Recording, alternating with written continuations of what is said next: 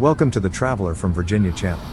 Today we visited Fort McHenry, a historic fort located in Baltimore, Maryland, and is best known for its role in the defense of the city during the War of 1812.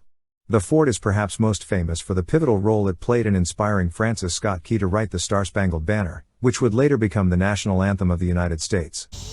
The fort was originally built in 1798, and was designed to protect the city of Baltimore and the entrance to the Chesapeake Bay.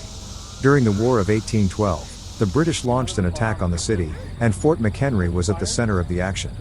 On the night of September 13th to 14th, 1814, the British bombarded the fort for over 24 hours, but were ultimately unsuccessful in their attempt to capture it. The next morning, Francis Scott Key, who had been detained aboard a British ship during the attack, saw that the American flag was still flying over the fort, and was inspired to write the Star-Spangled Banner.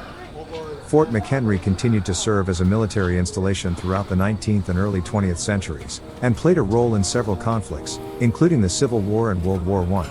It was also used as a prison during the Civil War, and housed Confederate soldiers and political prisoners. In 1925, Fort McHenry was designated a national park, and it has since become a popular tourist attraction, drawing visitors from around the world to see the historic fortifications and learn about its role in American history.